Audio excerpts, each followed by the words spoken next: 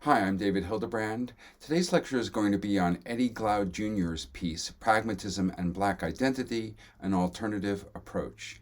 And you can see behind me, I have a couple of his books from the last decade or so, at least the two that I own. He's a wonderful author, extremely insightful, and working in the pragmatist tradition. And I think that the piece that we're going to be talking about today is really inspiring and interesting, and let's get right to it. There are a number of key questions and solutions that Glaude wants to offer in this piece.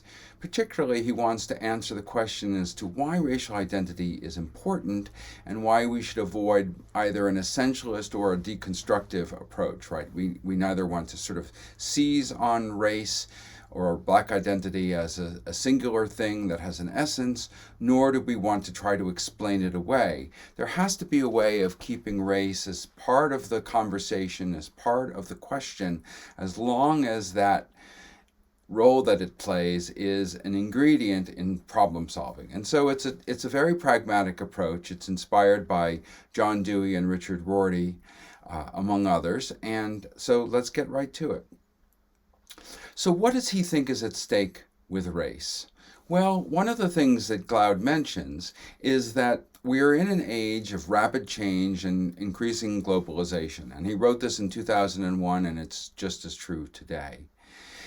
Racial and national identity bring a lot into play, potentially, right? It comes back to us in forms as how we see ourselves in contrast with others around us, how our own story fares compared to what we hear or read about others, how we consider ourselves connected to other people through language, through education, through customs, through blood, through shared history. He recognizes that talking about race can be very risky. It makes us vulnerable. It threatens our sense of security because our identity can really be a shield for us, right? Just think about for a moment those who have very sort of hyper-masculine identities.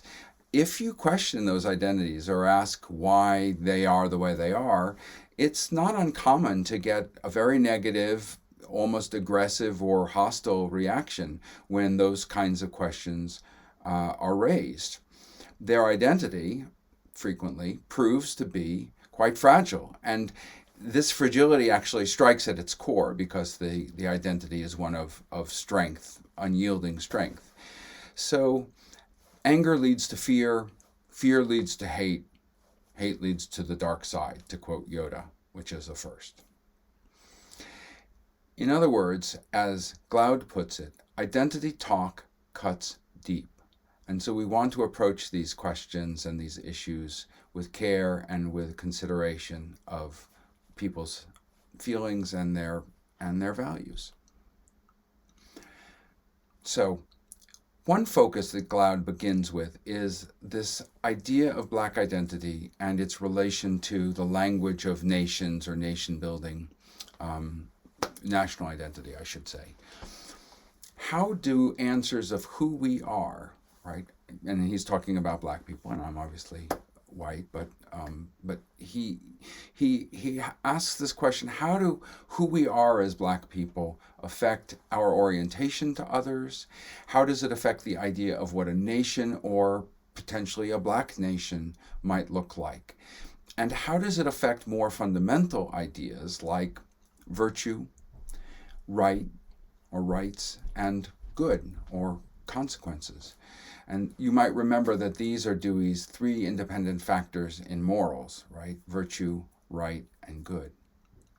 So to expand on that last element for just a little bit, what he means about virtue, right, and good being at stake is that we often act in the world within our sense of identity, right? Doing something just seems right to us, or we might say it's how someone's supposed to act, or we might say it's what it means to be a man or a Black person or a student or a woman, etc.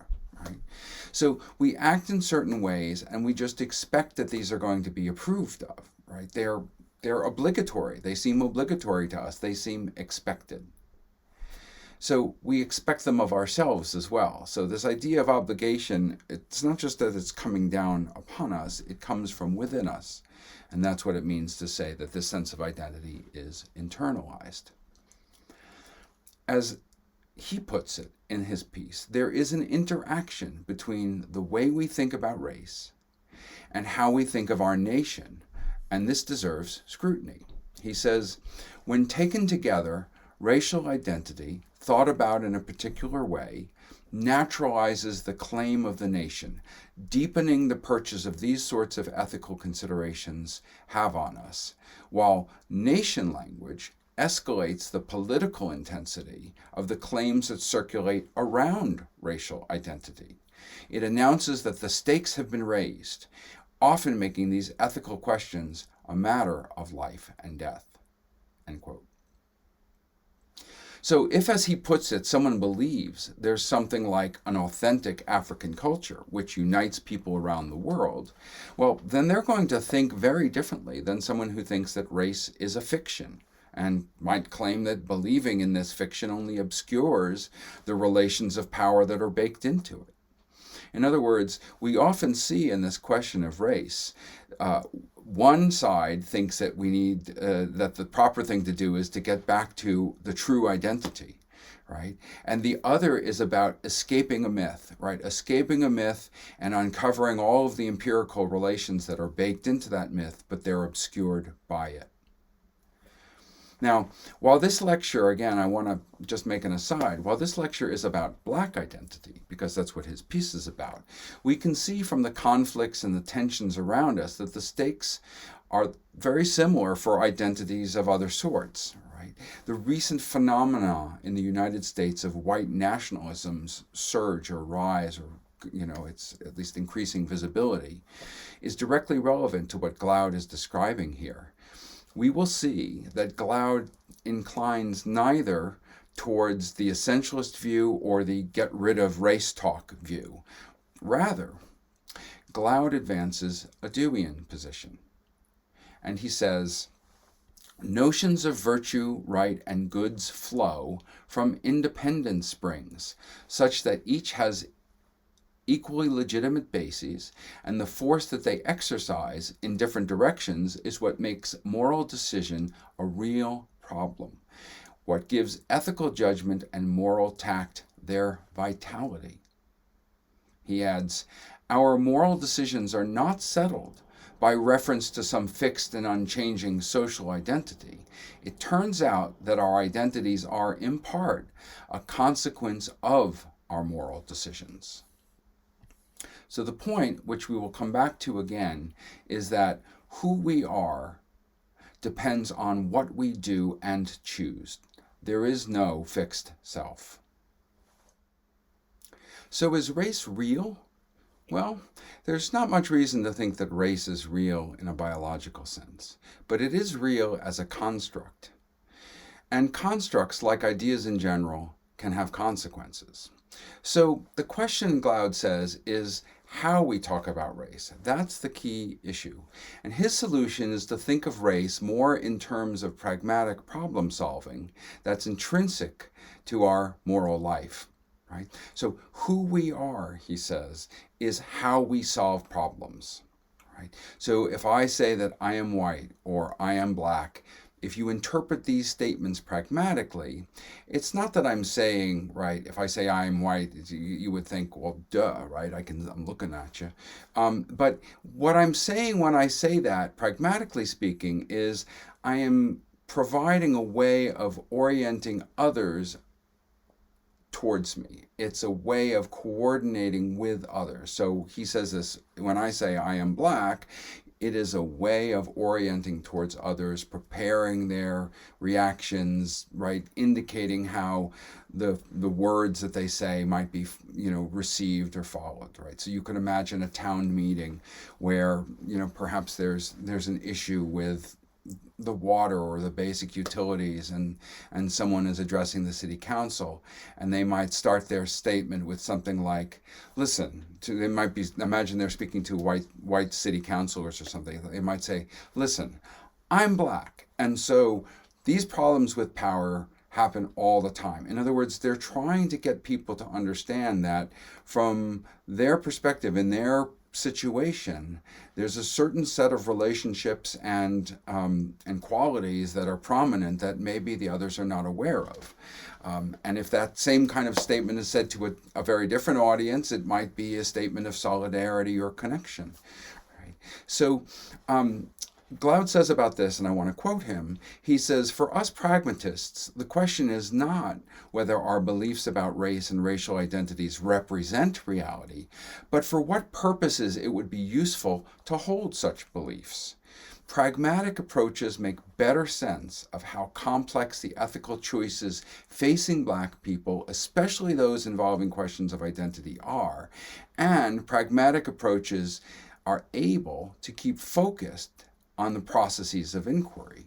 So this is very important, because staying focused on the processes of inquiry, staying focused on particularity and complexity of circumstances, rather than going too quickly out to realms, words and concepts that are general, is much, much more instrumental, if you will, for problem solving than, big labels or big concepts that don't necessarily come to touch the earth, right? Come back to the earth.